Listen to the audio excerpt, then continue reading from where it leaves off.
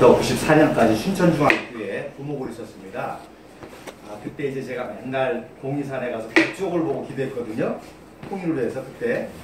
근데 갑자기 인도네시아로 가게 됐어요. 원래는 다른 목사가 가기로 됐는데 그 목사님이 답사 갔다 와가지고 이 후진국에서 도저히 못 살겠다고 부인이 이렇게 기겁해가지고 그래서 큰일 났잖아요. 그 분이 형님 그렇게 됐는데 형님 나가보세요 그러는 거예요. 그래서 야 내가 군목도 제대하고 이제 부목도 하는데 이 나이에 선교를 생각해 본 적도 없는데 그래서 기도를 해보자. 그래서 이제 기도를 하는데 그때 이제 어떤 영감이 오는 거 아니 허드슨 테일러가 중국 선서 유명하죠. 허드슨 테일러의 예화 가운데 뭐가 있느냐면 어느 날 기도하는데 중국의 태양이 내가 기도하는 모습을 보지 않고는 떠오르지 않게 하라. 새벽기도 안 되는 거예요, 중국으로 해서. 그게 이제 허드슨 테일러가 변하게 된 결정적인 계기입니다. 그리고 이제 요한복음에 있는 말씀, 너희가 내 안에 거고 내가 너희 안에 거하면. 그래서 그동안에는 허드슨 테일러가 천국을 돌아다니면서 그 선교하는데 열매가 없어요. 근데 그 말씀을 깨닫고 기도와 말씀에 집중하니까 이제 사람들이 오게 되는 거예요. 그래서 중국 선교사의 아버지가 됐는데 그거를 들으면서 무슨 마음을 가니 인도네시아의 태양이 내가 기도하지 않은 모습을 보지 않고는 떠오르지 않게 하라. 그래서 인도네시아 새벽기도 하라고 한 겁니다. 그래서 이제 22년 동안 있게 됐는데요. 인도네시아는 북한하고 굉장히 친밀한 관계에 있는 나라입니다. 그래서 한국에서는 북한 사이트가 안 열리죠. 특별히 허가받은 사람만 북한 사이트를 열 수 있습니다. 그 열면은 여러분 그 국정원에 신고되면 그럽니다. 인도네시아는 북한 사이트가 다 열립니다. 그래서 북한에 있는 자료들을 제가 다 볼 수 있게 됐고요. 그 다음에 우리나라의 정보 통제가 심해가지고 다운하고 네이버를 보면은 전혀 공부를 안 됩니다.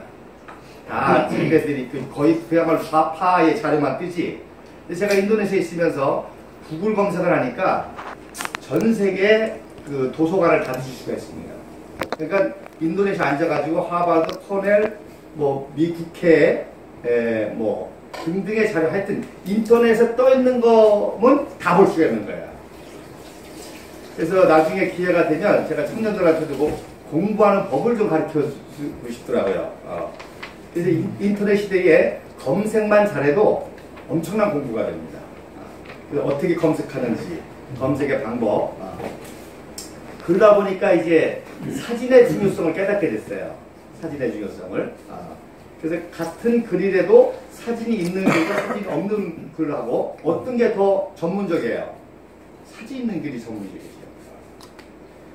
그렇게 하면서 이제 하나님의 은혜로 우리 남북한 역사 또 세계사와 비교해서 이렇게 아주 공부를 할 수 있게 됐습니다. 그래서 굉장히 방대한데 오늘 그냥 아주 새로운 걸로 핵심적인 걸로 여러분하고 우리 말씀을 좀 나누도록 하겠습니다. 또 하나 또 재미난 거는 제가 지금 강의가 112번째입니다. 2015년부터 나와가지고 이런 강의만 하러 나왔어요. 아예. 그러니까 그동안에 우리 대한민국 종북좌파 세력이 너무 강해가지고 100% 역사의 국입니다. 100% 소작입니다. 그래서 내가 이거 안 되겠다. 청년들 살려야 되겠다. 그래서 아예 선교를 포기하고 정리하고 2015년부터 이제 이런 강의만 전국적으로 하러 다니고 그러다가 또 그 소문이 나가지고 태극기 집회에 연설자로 이렇게 하게 되고 하다 보니까 지금 이렇게 그 대한애국당 창당에 또 이렇게 관여하게 되고 또 조원진 의원을 또 이렇게 또 돕게 되는 그런 지경까지 오게 된 겁니다. 제가 정치하고 전혀 관계없는데 하나님 이렇게 인도해 주셨어요. 그래서 많은 강의를 했는데 희한하게 어제 이 모임에 대해서 제가 잘 모르죠. 그냥 우리 김 목사님 연락해서 목회자들이 이런 모임이 있다는 거예요. 근데 굉장히 흥분이 되면서 잠이 잘 안 오면서 그러는데 책을 소개하라는 감동이 오더라고요. 책을 소개하라고. 오늘 와가지고 우리 박 목사님 뵈니까 이 모임이 독서클럽이 되는 거예요. 그래서 야 지금 하나님이 역사하시는구나. 그래서 오늘 강의의 시작을 이 책과 함께 하려고 합니다. 그래서 여러분, 이런 유명한 말이 있습니다. 100권의 책을 읽는 것보다 100권의 책을 읽은 한 권의 책을 읽어라. 아, 네. 100권의 책을 읽는 것보다 100권의 책을 읽고 쓴 한 권의 책을 읽어라. 그래서 이 제레드 다이아몬드라고 하는 문화인류학자, 그러니까 인류의 역사를 연구한 사람입니다. 그래서 수많은 문명이 사라졌다 흥행하고 계속 이렇게 문명이 오지 않습니까? 멸망했다가 다시 새로운 문명이 생기고, 그거를 연구하면서 콜랩스라는 책을 썼습니다. 그래서 어떻게 어마어마했던 문명이 한순간에 멸망하는가, 그리고 또 어떻게 또 새로운 문명이 한순간에 이렇게 떠오르는가. 뭐 쉬운 얘기로 한때 대영제국이라고 있었지 않습니까? 해가 지지 않는 나라, 전 세계 3분의 1을 통치했던 나라가 망해버리고, 저 식민지였던, 영국이 식민지였던 조그만 미국이라는 나라가 지금 초인류 강대국으로 이렇게 뜨고, 그러면서 이분이 세 가지를 얘기했습니다. 에너지가 결국에 핵심이라는 거예요. 그래서 에너지가 고갈되면 어떤 문명도 한순간에 멸망될 수 있다는 겁니다. 다른 말로 말하면 새로운 에너지를 만들어낸다든지 새로운 에너지를 확보한다면 한순간에 그 문명으로 부상할 수 있다는 얘기예요. 그 다음에 두 번째로 산림붕괴입니다. 자연. 그래서 자연 환경이 파괴되면 문명이 멸망한다는 거예요. 그리고 자연 환경을 잘 이렇게 활용하면 또 새로운 문명이 솟아날 수 있다는 거죠.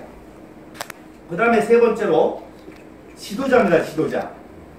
아무리 엄청난 문명이라도 사악하고 어리석은 지도자가 나타나면 한순간에 멸망당할 수 있다는 거예요. 반대로 아무리 최악의 환경이라도 탁월한 지도자가 나오면 기적이 일어날 수 있다는 겁니다. 놀라운 거는 요 역사가 대한민국 남북한에서 그대로 재현됐다는 거예요. 1885년 4월 5일 날 언더우드 아펜젤라 선교사님이 오시지 않았습니까? 그때 아펜젤라 선교사님이 제물포에 와가지고 기도를 했습니다. 하나님, 이 사망의 그늘에 있는 이 백성들에게도 하나님의 자녀가 누리는 자유와 빛을 주옵소서 그랬거든요. 그런데 정말 그 당시 조선은요, 땅끝이었습니다. 여러분 땅끝 개념 많이 아시죠? 땅끝까지를 내 증인이 되리라. 그러니까 미국의 탁월한 선교사들이 이제 부름을 받고 선교를 갈 때 대부분 아프리카, 인도, 중국, 일본을 갔습니다. 근데 이분들이 자, 땅끝까지 가려는데 땅끝이 어딘가 보니까 땅끝이 어디냐? 조선이었던 거예요. 왜? 그 당시 가장 가난하고 가장 억압받고 가장 불행하고 정말 거리도 제일 멀잖아요. 그래서 조선에 왔습니다.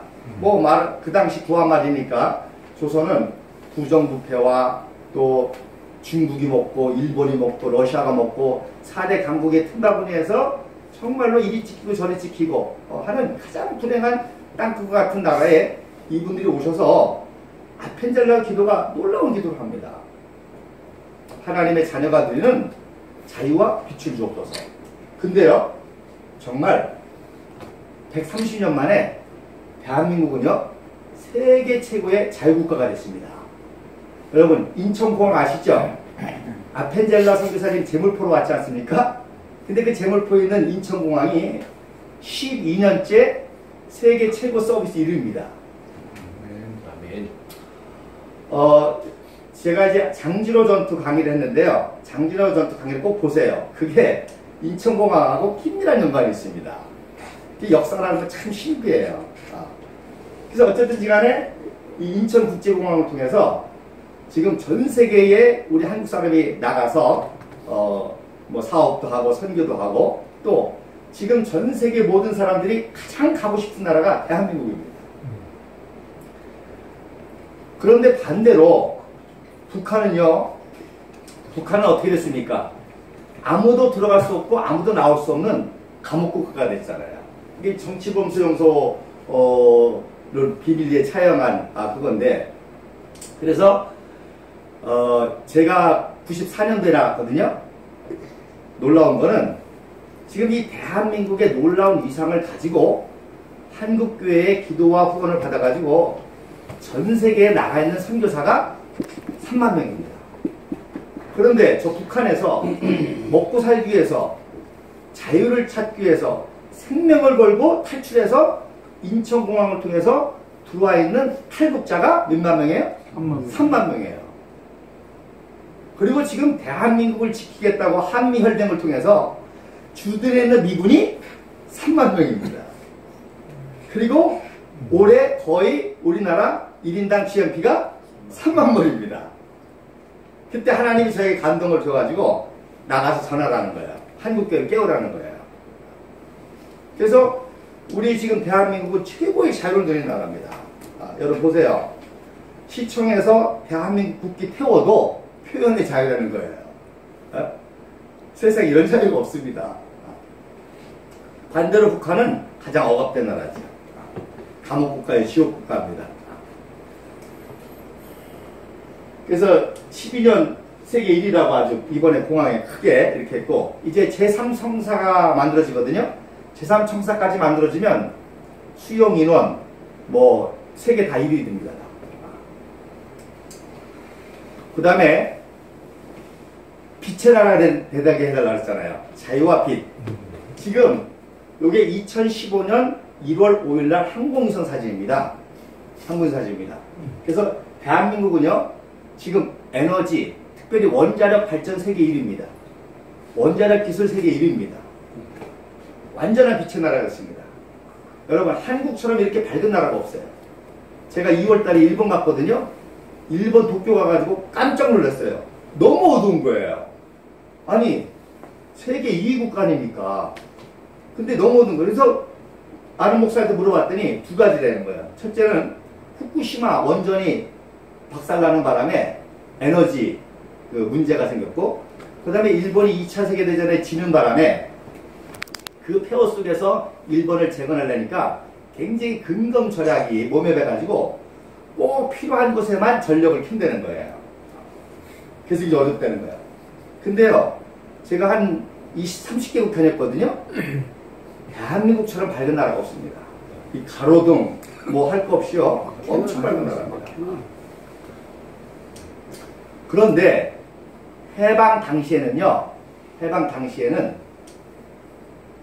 북한이 엄청난 에너지 전력 국가였습니다. 왜냐하면 북한에 지하 자원이 많잖아요. 그러니까 일본 제국이 북한 지역의 지하 자원을 뺏어먹기 위해서 모든 산업시설, 공업시설이 다 북한에 있었습니다. 그런데다가 낙차 큰 강이 많으니까 북한의 수력발전소, 부전강, 장진강, 희천강, 뭐 이런 수력발전소가 엄청나가지고요, 해방 당시에 북한이 약 200만 킬로와트 생산했습니다.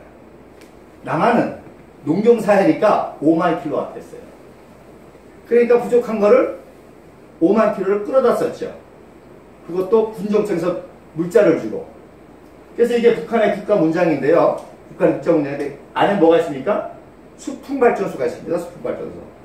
이 수풍발전소는요, 1944년 4월에 일본이 만주를 먹으려고 만든 발전소예요. 그 당시 아시아 최대 60만 킬로와트.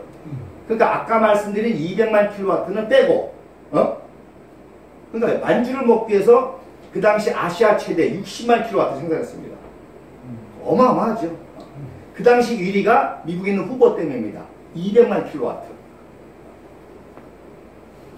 그러니까 북한이 엄청난 에너지와 산업시설, 이걸 가지고 금방 내 군비를 확장시키고 해서 남침을 할 수가 있었죠. 그랬는데 지금 북한은요, 200만 킬로에서 약 400만 킬로, 배 정도 늘었습니다. 근데 모든 전력 인프라가 다 망가져가지고 아직도 200만 킬로와트예요. 그러니까 이런 모습이 나올 수밖에 없죠. 근데 우리는 거기서 지금 올해 1억 2천만 킬로와트 생산합니다. 그리고 지금 당장이라도 북한이 핵 개발을 포기하고 우리한테 도와달라고 그러면 보내줄 수 있는 전력이 500만 킬로와트입니다. 그러니까 쉽게 북한은 끝난 겁니다. 끝난 거예요. 그래서 끝난 거를 박근혜 대통령이 정리하고 통일을 시키려고 하니까 북한에서 마지막 최후 발악을 한 거죠. 그래서 남한의 모든 종북좌파 세력을 총동원해가지고 탄핵 내란 사건을 일으킨 겁니다.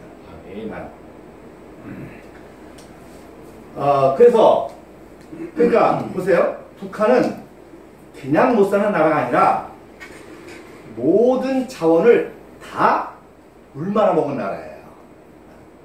그리고 북한 사람이 우리와 똑같은 민족 아닙니까? 오히려 북한 사람들이 더 똑똑하고 강인합니다. 제 어머님이 개성 출신이에요. 그리고 제 처가가 평양입니다. 그리고 말씀드렸잖아요. 북한의 모든 산업시설, 공업시설이 있었기 때문에 해방 당시에 모든 엔지니어들, 똑똑한 사람들 북한에 있었습니다. 그러나 그분들이 공산주의가 남한에 내려왔죠. 그리고 남아서 또 북한 정권에 협조한 사람들이 있긴 있습니다. 그러니까 북한은 모든 인력 자원, 모든 자원을 다 망가뜨린 정말 차라리 태어나지 말았으면 더 좋을 뻔한 그런 나라고, 우리 대한민국은 저 와중에 또 전쟁까지 났잖아요. 그래서 그나마 있는 전력시설도 60%가 파괴됐습니다. 그런데 지금 전 세계 원자력 기술 세계 1위입니다. 에너지 국가 세계 1위입니다. 후쿠시마 원전 그 사태 났죠? 한국 기술진이 가서 도와주고 있습니다, 지금. 그리고 원전 수출 세계 4대 강국입니다. 그러니까 대한민국은요, 인류 역사상 구에서 유를 창조한 유일한 국가입니다. 그것도 세계적인 학자들이 놀라는 게 그 속도가 너무 빠르다는 거예요. 거기에 놀라는 거예요. 발전할 수 있잖아요. 근데 이 발전이 테이크오프 계속 도약적인 발전을 한다는 거예요. 아까 요거 산림자원 얘기했죠. 요게 한일합방하고 청교시 한일합방하고 일본 제국이 조선을 잡아먹기 위해서 만든 산림지도입니다. 1910년도에 보세요. 백두산, 묘양산 쪽만 푸르르고 80% 사나요. 왜? 가난하고 못 살으니까? 이게 100년 전 지도입니다. 그리고 전쟁까지 났지 않습니까?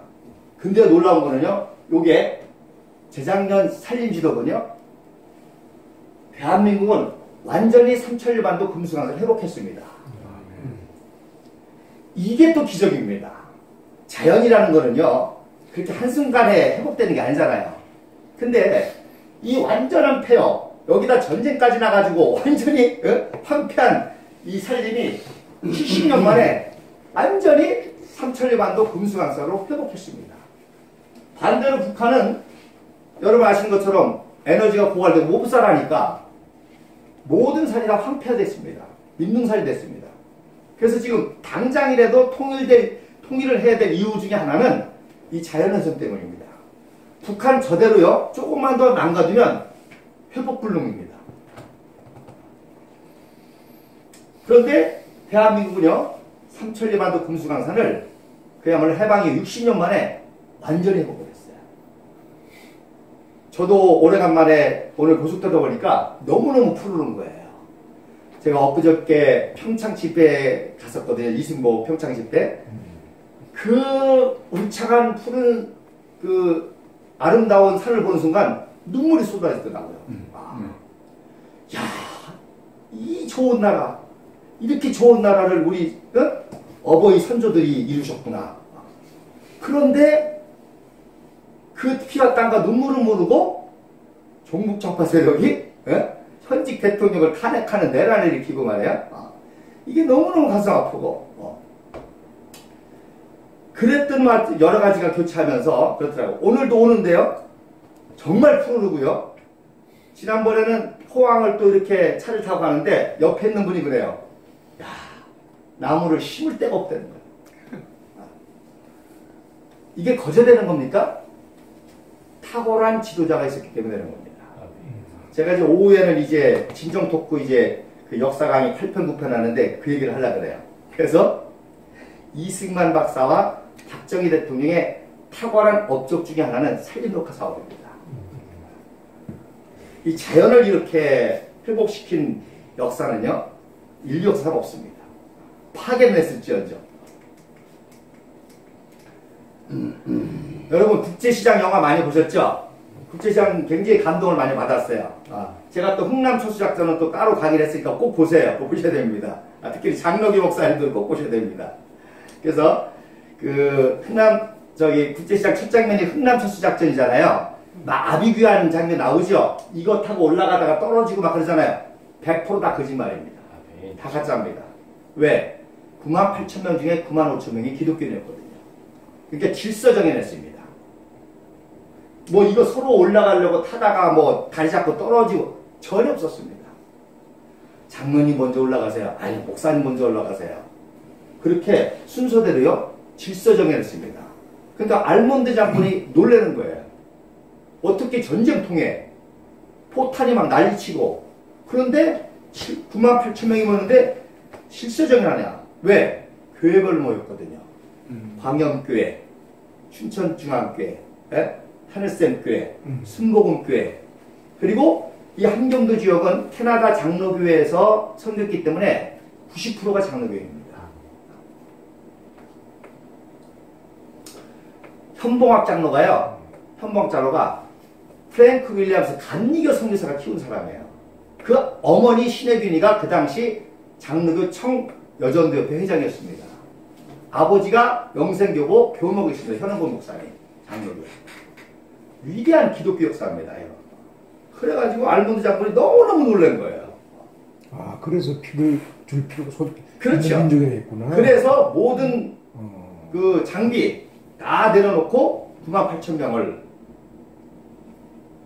피난시킨 계기가 된 거죠. 물론 이승만 박사님이 또 기도를 하고 그렇게 했죠. 그래서 여러분 미국의 내셔널 데이 오브 프레이라는 거 들어보셨어요? 국가기도회. 매년 5월 첫째 주 목요일 날 내셔널 데이 오브 프레이라는 국가기도회 행사가 있습니다. 그게 왜 시작되느냐? 이 흥남 투수 때문에 트루먼 대통령이 미군 10만 명과 기독교 10만 명이 안전하게 철수해야 된다. 전 미국은 기도하라 비상사태 선포했습니다. 그리고 성공하니까 그 다음에 법을 만들었어요. 이제 우리 미국은 우리 국부 조지 워싱턴이 기도했던 것처럼 매년 5월 목요일 첫째 주 목요일은 국가기도회라. 그래서 올해가 67회입니다. 요것만 가지고도 또 한 시간에 엄청난 역사가 대한민국을 통해서 일어나는 거예요. 자, 그래서 국제시장 이제 영화를 보면서 많은 사람들이 공통된 의견이 그거잖아요. 그래, 우리 그렇게 열심히 살았지. 열심히 살았지. 그죠? 그 영화를 보고 그 세대 사람이든 아들 세대든 청년 세대들이 다 보고 똑같은 느낌이 뭐냐? 야, 정말 열심히 살았구나. 어려운 시대에. 열심히 살았구나. 자, 그러면 식민지의 우리 선배들이 열심히 안 살았어요? 열심히 안 살아서 일본 식민이 됐어요? 그 다음에 북한 동포들 열심히 안 살아서 거지 같은 나라가 됐나요? 아니, 북한 사람 우리하고 다를 게 없고요. 우리 미디의 선배들 조상들이 다를 게 없습니다. 무슨 얘기냐? 체제와 지도자. 이게 핵심입니다. 역사를 보는 핵심이에요. 그래서 북한 사람도 열심히 살았습니다. 우리 식민지대 우리 선조들 열심히 살았습니다. 그러나 잘못된 체제가 되니까 망가지고 대한민국이라는 이승만 박사님이 기독교 정신을 가지고 미국식 자유민주주의 이 체제를 세우니까 엄청난 폭발적인 성장을 하는 거죠. 반대로 북한은 그런 공산주의 독재 체제가 돼버리니까 이렇게 완전히 망가져버리는 거죠. 그 다음에 더 중요한 거는 바로 지도자란 말이에요. 지도자. 아무리 계속 보시는 것처럼 아무리 최악의 상황이라도 탁월한 지도자가 나오면 모든 기적이 다 일어날 수가 있습니다. 아멘. 그러니까 보세요. 조선시대, 결국 조선시대가 일본 식민지대인 거 아니에요. 그러나 그런 체제라도 세종대왕이라는 탁월한 지도자가 나오니까 놀라운 역사가 있잖아요. 이순신이라고 하는 탁월한 지도자가 나오니까 세계사적인 역사, 기적이 일어나잖아요. 그래서 이 대한민국의 70년 만에 이런 인류 역사 기적은 탁월한 지도자, 선교사들이 키운 이승만이라고 하는 탁월한 지도자, 그리고 제가 요즘에 계속 강의하는 게 박정희를 이승만 박사가 키웠습니다. 최고 군인 엘리트로 박정희를 키웠습니다. 제 진정 토크 강의를 보시면 그걸 쭉 얘기하고 있습니다. 지금. 그래서 직접적으로 4번을 만났습니다. 그래서 탁월한 지도자가 나와서 탁월한 체제를 이뤄놓으니까 이런 엄청난 역사가 일어나는 거죠. 그런데 똑같이 열심히 국민들이 살고 했어도 그 체제가 잘못된 체제에 어리석은 지도자가 나오니까 김일성, 김정일, 김정은이라고 하는 이 3대 세에서 어리석은 지도자가 나오니까 이런 그 불행이 일어나는 거죠. 자, 보세요. 질서정연했죠? 어디 먼저 타려고 물에 빠지고 그런 게 있어요. 다 머리에 침법대를 다 이고.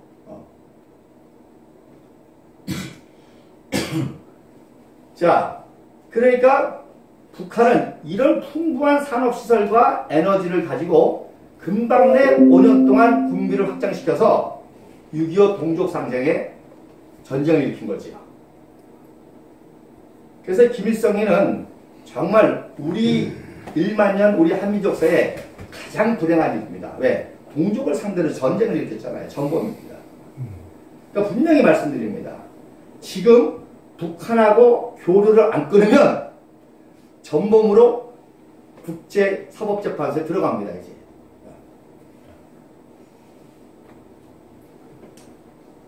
봤어요? 이런 포스터가 북한에 나돌아왔습니다. 전쟁 전에. 이게 뭐예요? 인민군대는 조국 해방을 위한 전투에 전투 경험을 축적하고 더욱 강한 군대. 뭐예요? 전쟁 준비한 거지.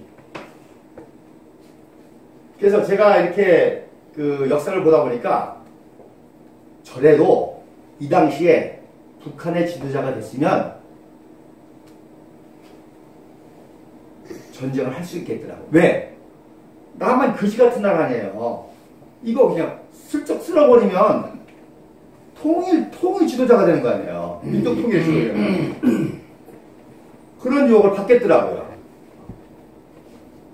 그러니까 김일성이 저 아주 바보 멍텅이 똘마니가 그거 믿고 전쟁을 일으킨 거죠. 근데 대한민국이 오로지 하나, 신앙과 정신력 가지고 이걸 극복한 겁니다. 그래서 보세요. 이미 그 야크기가 들어오고요. 비행기가 들어와서 항공대를 조직했습니다. 북한에서는. 대한민국은 6.25 전쟁 당시에 연습기가 8대 있었습니다. 근데 북한은 이미 항공단을 조직해가지고 소련 야크기 들어와가지고 그래서 전쟁을 일으킨 거예요. 압도적이니까. 그래서 요게 45년 10월 25일 날 신의주 항공대를 감당하는 거죠. 이게 김일성입니다. 그리고 이게 2활 그 나고야 항공대 출신이고요. 이게 왕현 신의주 항공대 출신입니다. 그래서 여러분 보세요. 엘리트 중에 최고 엘리트가 파일럿입니다. 비행기를 조종하는 파일럿가 최고 엘리트입니다. 이게 무슨 얘기입니까? 바로 일본 제국시대에 일본의 조선 파일럿들은 최고 엘리트입니다. 근데 다 어디로 갔어요? 북한으로 간 거죠. 그러니까 친일파 그러는데 친일파는 사실 북한으로 다 간 거예요. 왜냐하면 대한민국 남한은 기독교 민족주의자 이승만 박사가 들어왔기 때문에 모든 민족주의 세력과 기독교 세력이 결집을 했습니다. 그러니까 두드려 맞아 죽게 생긴 사람은 다 어디로 갔어요? 북한으로 간 거예요. 근데 북한에서 공산주의 정권의 실은 민족주의 다 어디 내려왔어요? 내려왔죠. 그러니까 친일파라는 논리 자체가 소련에서 만든 전략적 요구입니다. 무슨 얘기냐? 공산주의 정권에 협조 안 하면 다 뭐예요? 친일파. 공산주의 정권에 협조하면 어떤 친일파도 다 민족의 영웅이 되는 거죠. 그러니까 남한에 내려온 모든 사람을 친일파라고 매도하는 거죠. 이거 보세요. 친구가 딱 나오잖아요. 나고야 항공대 파일러트 영광끓이면 최고의 엘리트입니다.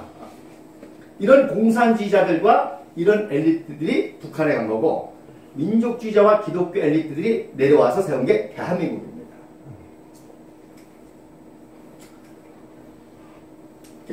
이게 김일성이 자 9월 10일이면요 김일성이가 오기도 전입니다. 이미 신문에 가짜 김일성 이제 이렇게 김일성 장군 한 50대 모습으로 계속 선전하는 거예요. 자, 앞으로 김일성 장군 올 거라고. 이게 조만식 선생입니다. 8월 24일 날 그 소련군이 준주와 가지고 그 당시 북한의 최고 민족주의 그 지도자 조만식 선생이었거든요. 그러니까 조만식 선생님을 죽이지 않고는 북한을 못 세우는 거예요. 결국 이제 조만식을 죽이죠. 이게 바로 해방일보의 김일성이 이게 무슨 얘기냐? 계속 이렇게 그 북한 인민들에게 김일성 장군, 50대 김일성 장군 진짜 있었거든요. 조선적인 인물. 이게 온다고 같이 선전하는 거예요. 그래 놓고 새파란 김일성이가 가짜 김일성, 김일성이라고 등장시키는 겁니다. 이게 그 만경대에서 최초로 김일성이를 등장시킨 사진입니다. 외신에. 그러니까 북한 정권은 시작부터 거짓말이죠. 그죠? 시작부터 주작이죠. 그래서 김일성 장군이 온다고 50대 인물로 사진으로 다 조작해놓고 이렇게 김일성 청년이면서 이때가 33살입니다. 33살 때. 그래서 강경대. 그래서 요게 미하일 강입니다. 얘가 핵심입니다. 얘가 김일성이를 감시하고 김일성이를 코치하고 모든 걸 다 하는 사람이에요. 얘가. 그러니까 북한은 누가 세웠냐면요. 소련이 들어왔지 않습니까? 소련이 들어왔는데 한국 사람을 통치하려면 통역하는 사람이 필요할 거 아니에요. 그렇잖아요. 어? 그러니까 누구? 고려인 2세, 소련군 고려인 2세, 러시아 말도 하고 한국말도 하는 고려인 2세가 세운 거예요. 그러면 대한민국은요, 미군이 들어왔잖아요. 그러면 영어 하는 사람이 중간에서 모든 역할을 했겠죠. 그러면 남한에서 영어를 하는 사람은 다 누구예요? 선교사한테 영어 배운 사람입니다. 그러니까 선교사 자녀들이 다 미 군정청의 핵심 요원이 돼가지고, 왜냐면 선교사 자녀들은 한국에서 태어났잖아요. 평양에서 태어나고 평양에서 외국학교 다니고 그래서 최고의 군인을 돼가지고 선교사 자녀들이 다 정보원이다. 쉽게 얘기해서 OSS, CIA 정부장. 그러니까 미군이 들어왔을 때 선교사 자녀들이 다 통역요원으로 고문관으로 핵심 실세로 나간 거죠. 그리고 그 사람한테 영어 배운 조병옥 박사, 뭐 장택상, 또 이런 기독교 엘리트들이 군정청에 다 참여를 한 거죠. 그러니까 북한은 공산주의 고려인 2세가 세운 거고 대한민국은 선교사 자녀들과 영어를 할 줄 아는 기독교인들이 세운 거죠. 이게 김일성입니다. 이제 와가지고 할아버지 김보길 만나는 그런 사진입니다. 그래서 이게 10월 14일 날 등장할 때거든요. 10월 14일에 기림리 운동장에 이제 김일성이를 이제 등장시킵니다. 소련군 환영이지만 이제 그래서 그때 환영식 때인데 요 양복이 미하일강 양복이고요. 넥타이를 처음 매보는 거예요. 넥타이를 매준 거예요. 그리고 소련이 적기훈장이거든요. 소련 적기훈장. 소련군 대회로 훈장을. 그래서 훈장을 이렇게 달게 된 얘기를 좋아했습니다. 근데 스티코프 장군이 내일 14일 날 공소훈장에도 등장하는데 소련군이 들어와가지고 얼마나 만행을 많이 했습니까? 소련군도 들어와가지고요. 북한에서 엄청난 만행을 저질렀습니다. 그래서 소련군에 대한 아주 그 반감이 실었어요. 많았어요. 그러니까 스티코프가 야 지금 북한 인민들이 반감이 좋으니까 적교훈장 달고 오지 마 그랬어요. 근데 달고 왔잖아요. 달고 나왔잖아요. 그러니까 스티커프가 야 임마 달고 나오지 말았는데 왜 달고 나왔어? 혼나고 뛰고서는 연설한 장면입니다. 그 완전 북한 똘만이죠. 이건 완전히 이제 포토샵이죠. 아주 김일성이를 우상하기 위해서 만든 이제 포토샵 사진입니다. 자, 이게 그 당시 기린이에 이제 등장할 때입니다. 이게 스티브 코프고요. 이게 미하일 강이고 김일성이 등장하는 사진입니다. 그랬더니 김일성 장군이 온다고 그래가지고 평양에 한 5만 명이 모였습니다. 기린이에. 근데 갑자기 김일성이라고 딱 등장해 보니까 새파랗게 젊은 놈이잖아요. 그래서 에이 속았다고 다 집에 가는 겁니다. 그랬더니 공산당이 총 가지고 가지마. 그래가지고 할 수 없이 모여있는 겁니다. 그러니까 북한은요 단 하나의 진실만 있습니다. 뭐예요? 모든 게 거짓이다. 그러니까 이때부터 북한은 역사 왜곡을 한 거고요. 그를 자기가 이렇게 정통성이 없고 하니까 대한민국에 대한 모든 거짓 날조가 다 북한에서 온 거죠. 그리고 중요한 겁니다. 북한이 전쟁을 일으키지 않습니까? 여러분 전쟁을 하려면 전쟁이라는 게 뭐예요? 제가 죽어야 내가 사는 거 아니에요. 전쟁이라는 게. 그렇지 않습니까? 그렇잖아요. 너가 죽어야 내가 사는 게 전쟁입니다. 그러면 같은 한민족이 하루아침에 분단돼가지고 북한이 전쟁을 일으키려면 남한 사람들을 정말 죽여야만 사는 전쟁의 대상으로 만들어야 될 거 아니에요. 그러니까 모든 거짓말이 전쟁에서 나오는 거죠. 쉬운 얘기로 제가 우리 김창석 어르신하고 정말로 죽기 살기로 싸우려면 죽이고 싶을 정도로 미워해야 될 거 아니에요. 그러니까 미움을 만들어내는 거죠. 그래서 가장 미움을 만들어낼 수 있는 단어가 뭐예요? 친일파잖아요. 36년 동안 식민이 됐으니까 친일파만 이를 간단 말입니다. 그러니까 전쟁할 수 있는 명분을 만들기 위해서 남한은 무슨 정부다? 친일파 정부다. 그러니까 그런 악독한 일을 한민족이 말해요. 북한 사람들이. 그런 징후로 거짓말을 세뇌돼가지고 전쟁을 일으키고 와서도 그렇게 양민학살이라든지 그런 엄청난 범죄를 저지르는 거죠. 그러니까 우리는 남한 사람들은 그렇게 당하니까 그 의문에 대한 분노가 생기는 거예요. 그래서 지금 대한민국의 모든 역사 왜곡, 이 종북자파, 전교조라, 노조가 하는 그 사람들 특징이 하는가? 분노 아닙니까? 횃불 들고 촛불 들고 타도 죽이자. 이 분노. 왜? 그래야만 프로테스트에 힘이 생기지 않습니까? 그러니까 이런 거짓을 다 양산해내는 겁니다. 그러니까 쉬운 얘기로 박근혜 대통령을 끌어내릴 정도로 미워하게 만들어야 될 거 아니에요. 그러니까 온갖 거짓말을 통해서 미워하게 만드는 겁니다. 근데 언제부터? 이때부터였다는 거예요. 전쟁을 하려니까. 그래서 대한민국의 모든 거짓말이 여기서부터 나는 거예요. 그런데다가 남한대에도 좌우 갈등이 있지 않습니까? 그 남한대 좌쪽은 다 북쪽하고 연결되어 있는 거죠. 그래서 이게 이제 그 기린이 운동장에 그 전날 조만식을 처음 만나는 겁니다. 그래서 돼지같이 처먹으니까 조만식 선생이 불쌍해서 쳐다보니까 아이고 저놈이 김일성 장군이라고 어이없다는 거죠. 그죠? 2년 후에 김일성입니다. 그러니까 그 사진에 있는 50대의 그 장군의 모습을 하려니까 얼마나 돼지같이 처먹었는지 2년 만에 이렇게 뚱뚱해졌어요. 그 돼지 흉내 내느라고. 아까 그 사진 보셨지 않습니까? 그래서 2년 후에 스티커프가 그 소련에 갈 때 환송식 사진입니다. 그 똑같은 장소 평양 요종에서 이렇게 말랐던 놈이 돼지같이 처먹어가지고 이게 된 거예요. 그러니까 김정은이도 이번에 이런 김일성 흉내내려니까 뚱뚱하게 된 거 아니에요. 김일성이는 길림윤문중학교 중학교 중퇴자입니다. 중퇴. 그러니 중학교 중퇴자가 뭘 하겠어요.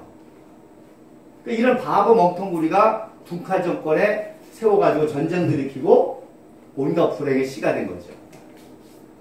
이게 그 아까 말씀드린 기림운동장에서 연설할 때입니다. 연설할 때 종이를 들고 읽죠? 이 종이가 소련에서 연설문을 준 겁니다. 그거를 아까 말한 미하일 강이 번역해가지고 읽는 거예요. 이 내용이 뭐냐? 돈 있는 사람은 돈으로, 기술 있는 사람은 기술로, 지식 있는 사람은 지식으로 북한 정권을 세우는데 협조하라는 얘기입니다. 여러분 원래 공산주의는 뭐예요? 돈 있는 사람, 지식 있는 사람, 기술 있는 사람 뭐예요? 부조하잖아요.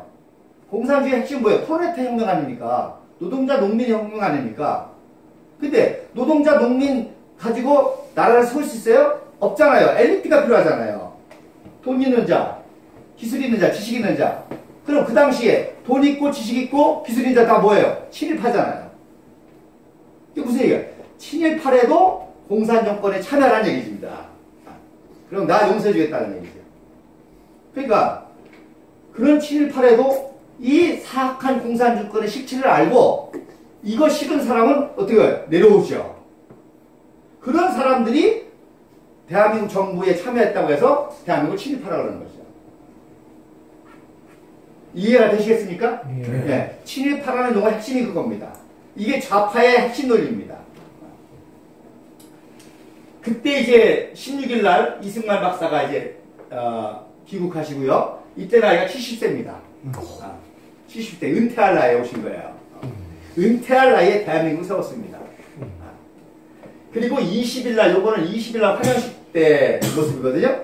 이때 한 유명한 말이 뭉치면 살고 흩어지면 됐습니다. 그래서 그 연설하고 대한민국을 세운 겁니다. 그러니까 여기서 이제 운명이 끝난 거죠.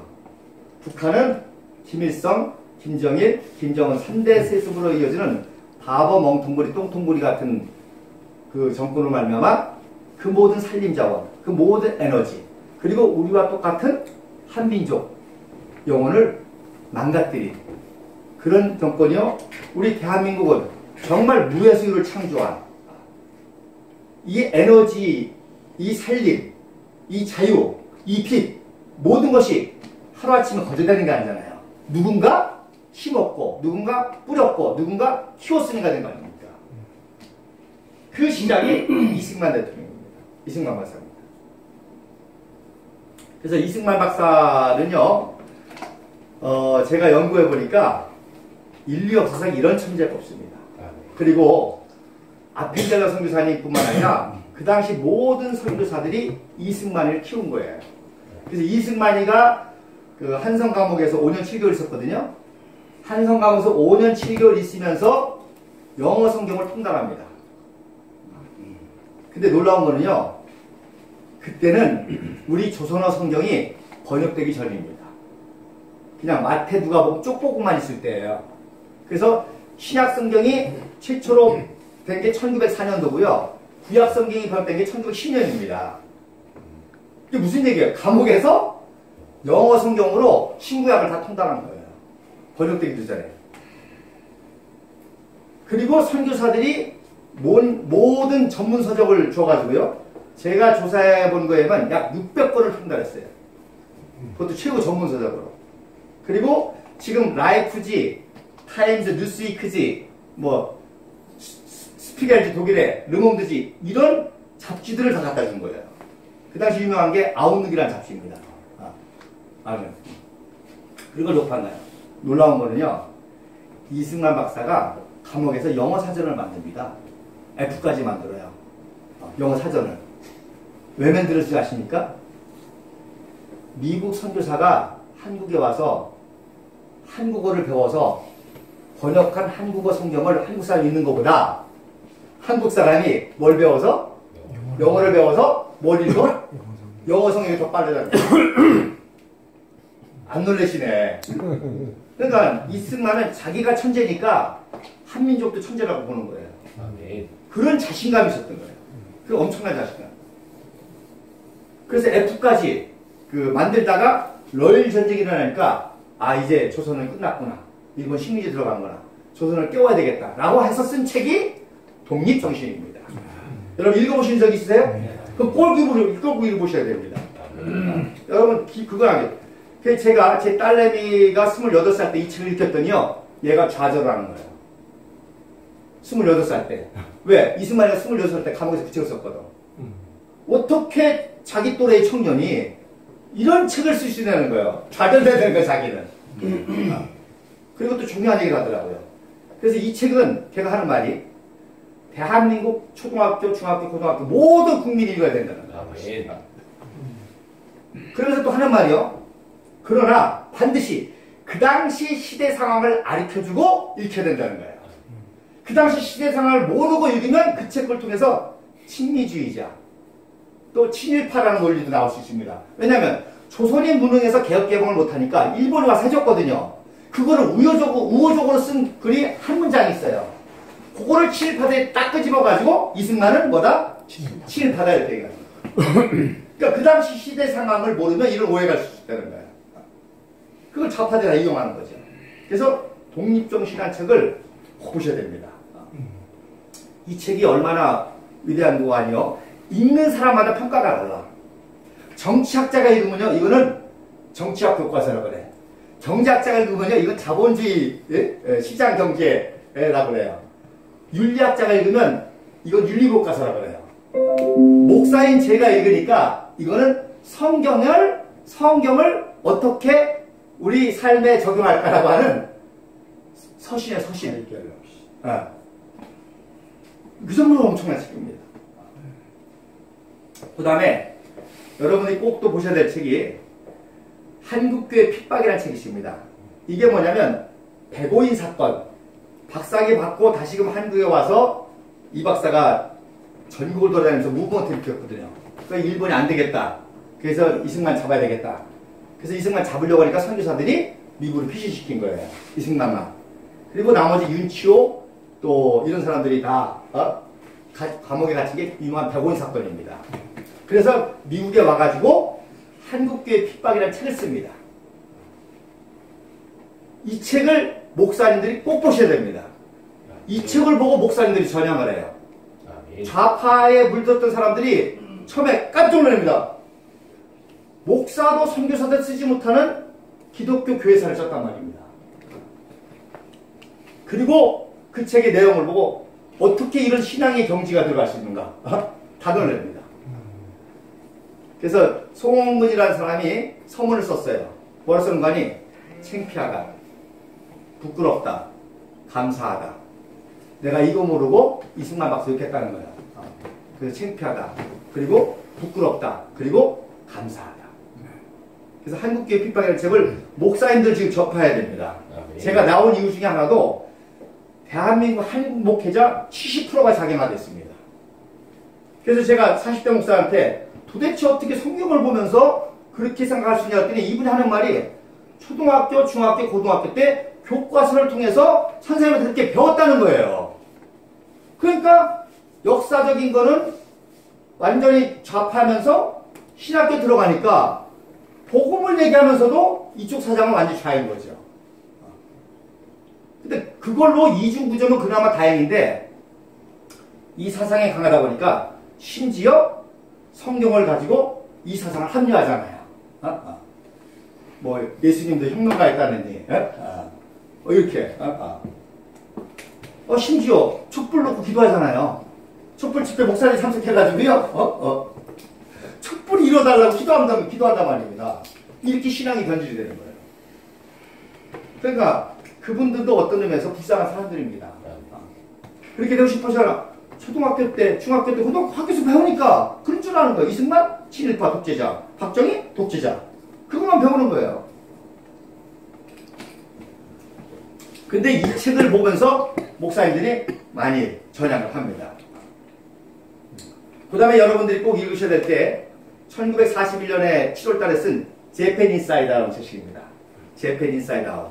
일본의 가면을 벗겠냐.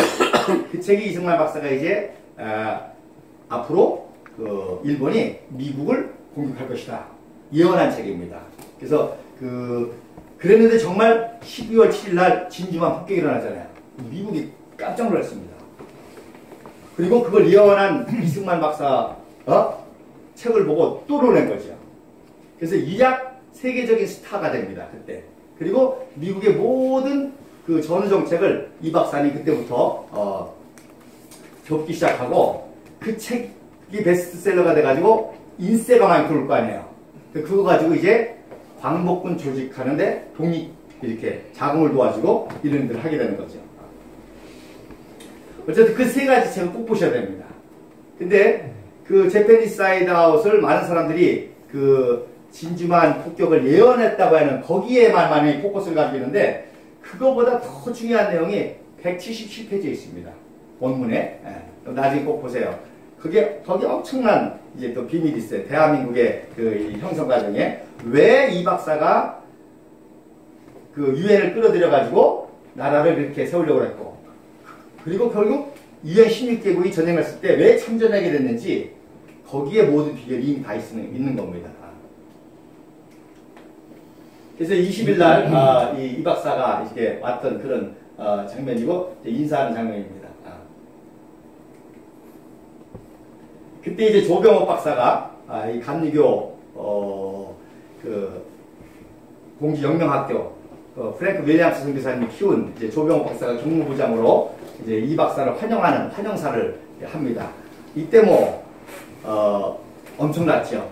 모든 국민들이 다 울고 환호하고 그렇습니다. 그래서 더 놀라운 거는요.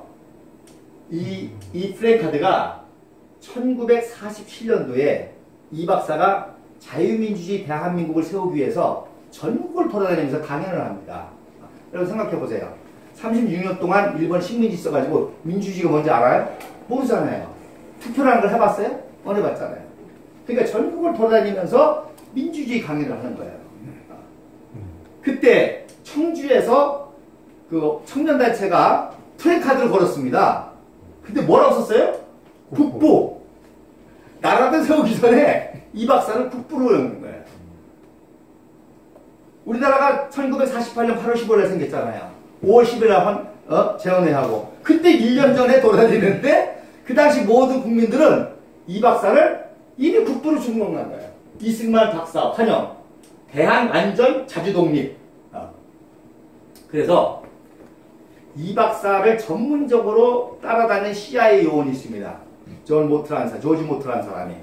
여차하면 죽일 수도 있는 거예요. 미국의 말 안 들으면 그게 이제 에버레디 작전입니다.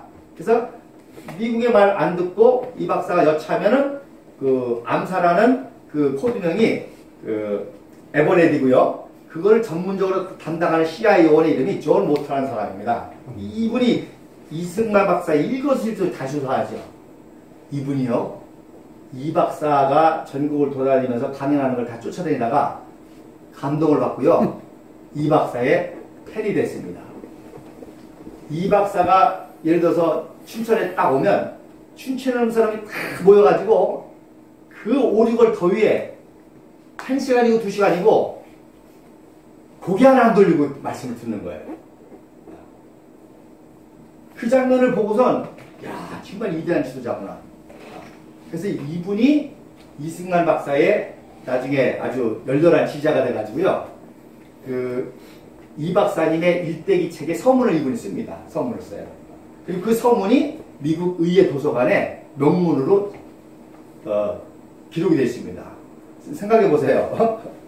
미국 CIA로 자기 암살당한 지도자인데 그분에게 감동을 받아가지고 책에 서문을 썼으니까 이런 드라마가 또 어디 있습니까? 미국의 도서관에서 찍은 겁니다. 그래서 이제 늘 돌아다니면서 마지막에 하는 말이 뭉치면 달고 흩어지면 졌습니다. 그래서 그 공산당들이 좌우 합작하자고 그러고 남당들이 큰 난리를 치고 대한민국 방해하려고 제주 4.3 사태 그래서 일어난 겁니다. 제주 4.3 사태가 5월 10일 날 선거를 방해하려고 일으킨 겁니다. 그러니까 제주도에서 2명 국회의원 못 뽑았죠. 그거 진압하라고 14년대를 보냈는데 그게 반란을 일으킨 게 여수 반란 사건입니다. 그러니까 대한민국 방해하려고 일으킨 그런 사건이에요. 이렇게 난리를 쳤는데도 불구하고 대한민국이 설 수 있었던 거는 바로 이 박사님의 리더십에 온 국민이 하나가 됐기 때문에 일어난 거죠. 그리고 전쟁까지 일으켰지만 그 전쟁을 극복할 수 있었던 거죠. 49년 11월 승오리에 김일성 동상이 이게 김일성 동상입니다. 그러니까 김일성이를 우상화하고 남한 정부를 타도의 대상으로, 전쟁의 대상으로 증오케 하고 전쟁을 일으킨 거죠. 그러니까 동상 하나 세우는 게 다 의미가 있는 겁니다. 이분이야말로 우리 민족의 통일 지도자가 됐다는 거야. 이런 우상화 작업을 하고 있습니다. 여러분, 김정일 시대 때 고난의 행군 아시죠? 고난의 행군. 자, 여러분 생각해 보세요. 얘가요, 김연아일 수도 있고 얘가 박해안일 수도 있습니다. 그렇지 않습니까? 아니, 북한 사람은 우리가 다를 게 뭐가 있어요? 그런데 우리 한민족 정확하게 250만이 굶어 죽었고요. 50만이 행방을 넘겼습니다. 여러분, 아프리카에서 기회 사건 나면 우리가 도울 수 있습니다. 갈 수 있습니다. 근데 북한은 모든 정부가 통제가 되고 모든 정권이 통제가 되고 들어갈 수도 없고 나갈 수도 없어요. 이 한민족이 250만이 굶어 죽는다는 게 있을 수 있는 일입니까? 이런 불행이. 여기에 대해서 어떤 이성과 양심과 상식이 작용하지 않는다는 것은 이거 심각한 문제죠. 더군다나 우리 목사님들이, 한국교회가. 여러분, 동성애 문제입니다. 이슬람 문제입니다. 이런 말이 있어요. 최선의 적은 뭔지 아십니까? 최선의 적은 차선입니다. 그러면 저렇게 굶어 죽고 박해당하고 순교당하는 북한 동포가 최선이에요? 동성애가 최선이에요? 대답을 안 하세요. 북한 동포. 그게 최선이죠. 그러니까 최선의 적은 뭐예요? 차선인 거예요. 이해가 되시겠습니까? 여기에 엄청난 음모가 있는 거예요. 한국교회가 동성애 이슬람 때문에 최선을 놓친 겁니다. 여러분, 지금 하나님이 가장 마음 아파하시는 게 뭐예요? 자기 종들이 고난당하는 게 가장 아픕니다. 자기 자녀가 고난당하는 게 가장 아픕니다. 지금 하나님의 마음이 어디 있습니까? 북한에 있는 거예요. 그러니까 우리는 뭐예요? 딴짓하는 거지. 하나님, 우리가 신앙상 뭐 합니까? 하나님 마음을 가지고 해야 되는 거 아닙니까? 그런 의미에서 난 여러분 진짜 존경합니다. 우리 김 목사님. 또 이렇게 이런 모임을 가질 수 있다는 게. 물론 동성애도 문제입니다. 이슬람도 문제입니다. 그러나 그거는 차선일 수 있다는 거예요. 그리고 결국 차선은요, 최선을 방해하는 전략일 수 있다는 거예요. 이게 북한의 현실입니다. 여러분, 우리나라 KTX가 세계 수천합니다. 그런데 북한이에요, 북한. 모든 살림 다 망가졌죠? 모든 에너지 다 망가졌습니다. 이 사람들이, 여러분, 인도에도 이런 거 없어요, 요즘에. 고난의 행군이 왜 왔냐면요, 1994년도 7월 8일 날 김일성이가 죽었잖아요. 김일성이가 죽었는데 그때 엄청난 장마가 왔습니다. 근데 김일성 죽는 바람에 야, 어버이 수령이 돌아가셔서 하늘이 온다. 그래가지고 대충 넘어갔습니다. 엄청난 장마로 제한제가 왔는데 김일성 죽는 바람에 오히려 그 엄청난 폭우를 하늘이 슬퍼해서 그랬다. 근데 95년도에 또 장마가 왔습니다. 그래가지고 2년 연속 장마가 오니까 완전 쓸어버린 거예요. 그랬더니 96년도에 김정일이가 너무너무 무서운 거예요, 장마가. 그래서 모든 댐에 물을 다 빼라 그랬어요. 근데 뭐가 왔죠? 감이 간 거예요. 이게 저주입니다, 이게. 그러니까 자연재해가 아니라 인재비다, 인재. 그래가지고 장마, 가뭄 오니까 북한이 250만이 굶어 죽는 그런 불행에 닥친 거죠. 그나마 군량미를 풀으면 살 수 있어요. 풀었어요, 안 풀었어요? 안 풀었지요. 그러니까 죽은 거죠. 그 다음에 늦게 식약성을 깨닫고 식량을 배급했는데 모든 도로 인프라가 다 망가져가지고 못 가는 거예요. 그래서 굶어 죽었습니다.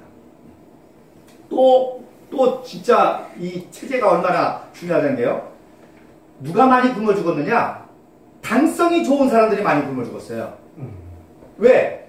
당성이 없는 사람은 먹고 살아야 되잖아요. 그러니까 도둑질도 하고, 나무뿔도 캐먹고, 굿등도 넘어가고, 어떻게 해서든지 하는데, 당성 좋은 사람은 평생 배급 먹고 살았거든요. 배급. 그러니까, 배급 오겠지 하다 굶어 죽은 거예요. 내가 사회주의 교사인데, 당원인데, 어디 창피하게 자본주의 식으로 뭐 장사를 할 수 있어. 그래가지고 오늘 기다리다가 교사들이 많이 죽습니다. 그래서 당성 좋은 교사들이. 세상에 이런 불행이 없다. 이게 북한 정권의 핵심이라는 거예요. 근데 이런 정권하고 무슨 대화를 하자? 이런 체제를 유지시켜주자? 말이 안 되는 거죠. 그죠? 그 정도로 대한민국이 좌경화되어 있다는 거예요. 완전히. 어느 정도냐면요. 제가 이 사진을 가지고 많이 강의합니다. 이 사진을. 그리고 제가 92년도 사진부터 가지고 있어요. 내년 이성 사진을. 똑같아요. 북한은. 근데 어느 정도 대한민국이 심각하냐면요. 남한의 종북좌파 세력 그 통일학자라는 사람이 이 사진 가지고 뭐라는 줄 아십니까? 봐라. 맨날 한미연합훈련, 을지 프리덤 가디언 훈련하고 팀스피릿하고 북한을 자꾸 이렇게 하니까 북한에서 둥화간제 훈련에서 그렇다는 겁니다. 둥화간제 훈련은. 그런데 우리 김일성 민족이 얼마나 위대한지 한순간에 북한 전역을 어둠을 이렇게 만든다는 거예요. 이렇게 얘기를 합니다. 그럼 보세요. 무슨 놈의 둥화간제 훈련을 92년부터 하루도 안 빠지고 매일 해? 그리고 둥화간제를 왜 해요? 폭격하지 말라고 하는 거 아니에요? 그럼 뭐야? 평양만 폭격하라는 얘기네? 이 정도입니다. 여기에 영향을 받은 서울대 학생이 뭐라고 하십니까? 야, 북한이 좀 못살게 못 사는가 보다. 잠잘자라고 불 꺼준 거겠지. 대한민국 봐라.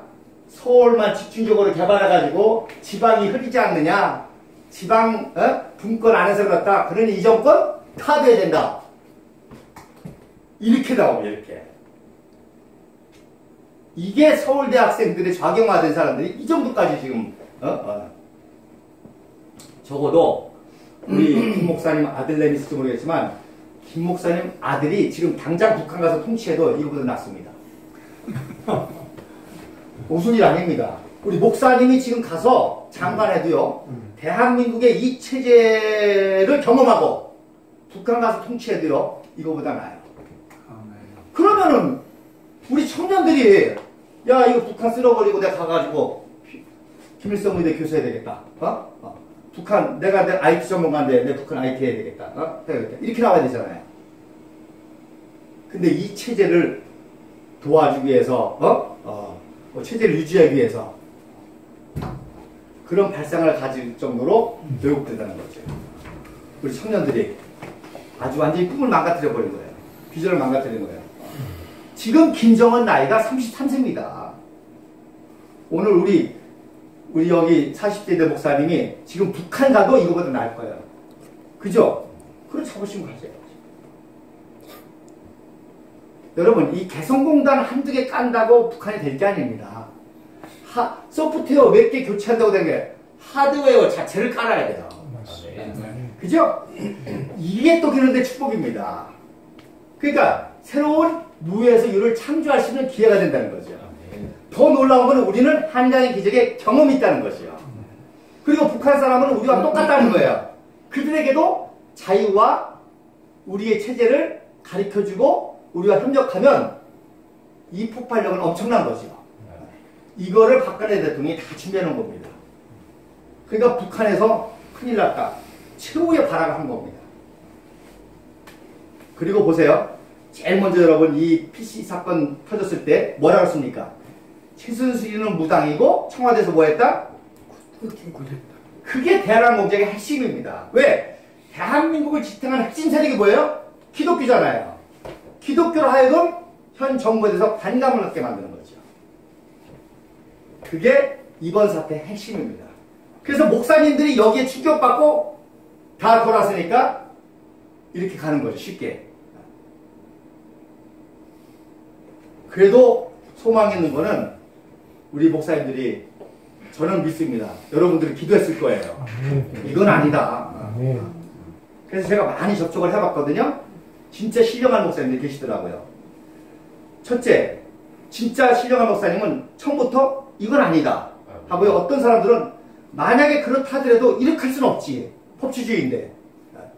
또 뭘 하여튼 모르겠지만 현직 대통령이 이런 유감을 낸다는 것은 국가 비상사태다. 기도해야 된다. 그런 분들이 있었습니다. 그런데 대부분은 다 박근혜 주기자예요. 그게 뭐예요? 대남 공작에 선동된 겁니다. 그리고 그걸 노린 거예요. 목사들로 하여금 청와대, 목사님들 얼마나 예민해. 무당하고 청와대에서 붙었다? 최소의 무당이다? 다 돌아선 거지. 그래서 제가 아주 유명한 목사님이 있습니다. 북한 선교도 막 그러잖아요.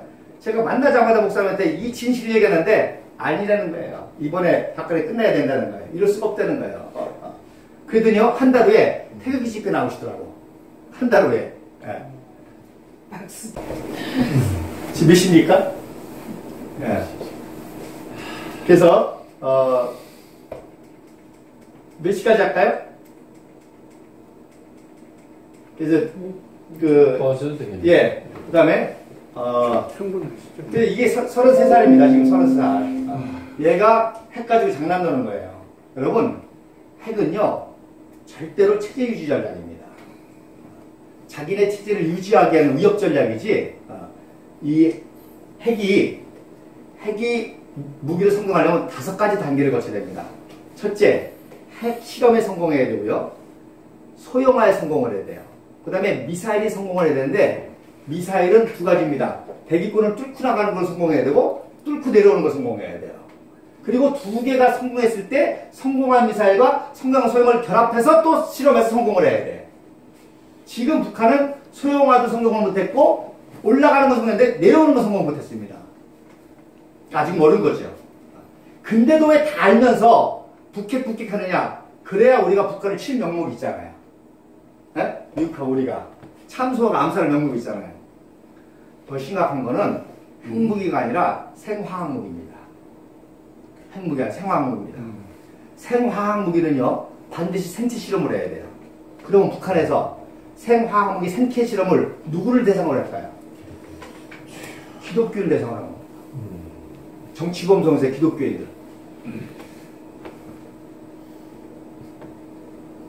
이 한국교회 이걸로 시켜야 되는 거예요. 지금 북한에 지하교들이 있습니다.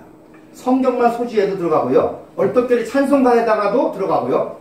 북한이 얼마나 열악한지 아니 모든 에너지를 저 핵맨들에 쏟아보니까 기독교를 체포했는데도 수갑이 없어. 그 철사로 낍니다. 이렇게 철사로 끼워봐.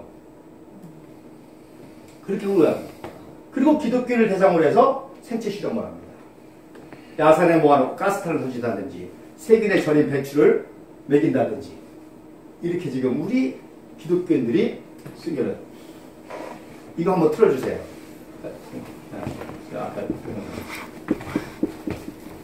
여러분, 북한의 지하교인들이요, 이 상황 속에서도 비밀리에 모여서, 요거 해보세요. 네, 그거 틀어주세요. 네, 그런데 한 여기부터, 요 정도. 성능 차송이 없으니까, 이제 필사에서 쓰기도 하고요. 비밀리에 예배 보고 하는 그런 장면입니다.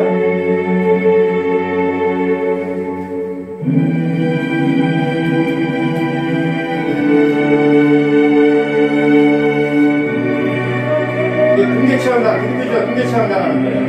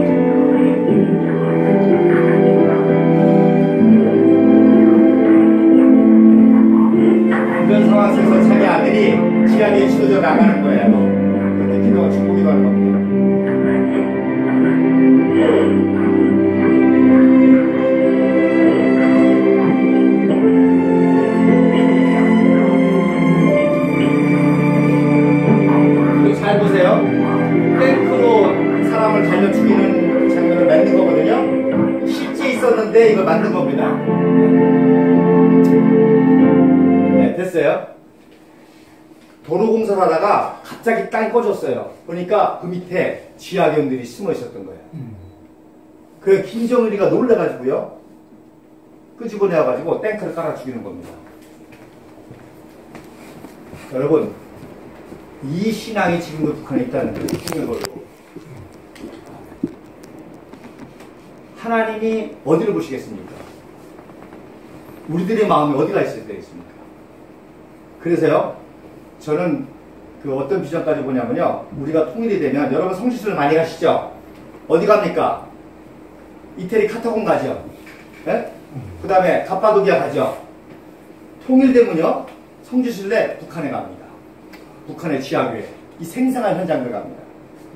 그래서 북한이 성지순례지가 된다는 건 뭐예요? 세계 중심이 된다는 거예요. 전 세계 기독교인들이 오는 성지가 된다는 거예요. 이제 이태리 카타콤 안 가요. 터키 갑바도기 안 갑니다. 70년 생생한 이 신앙의 현장, 여기에 전 세계 성지순례가 온다는 것은 통일 대한민국의 세계의 중심이 된다는 거죠. 아멘. 이거를 위해서 우리가 기도하고 이런 역사에서 한국교회가 깨어나야 될 줄로 믿습니다. 기도하겠습니다. 하나님, 오늘 실천지역에 귀한 하나님의 종들을 불러 모아주신 줄 믿습니다.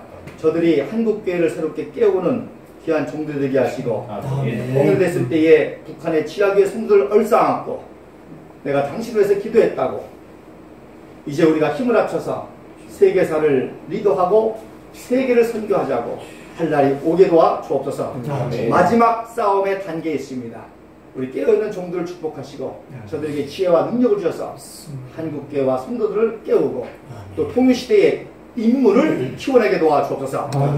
여기 모인 목사님들 자녀들과 여기 모인 목사님들 교회 청년들 가운데 앞으로 김일성 대학이 이승만 의과대학으로 변하고, 김책 공업대학이 박정희 공업대학으로 바뀌고, 김영직 사범대학이 프란치스카 사범대학으로 변하며, 또 유경수 간호대학으로 변할 때, 그때 우리 교회 목사님들 또 자녀들 가운데 학장도 나오고 평양시장도 나오고 장관도 나오고 통일시대의 인물들이 나올 수 있도록 축복하여 주옵소서. 예수님의 이름으로 기도합니다. 아멘. 할렐루야.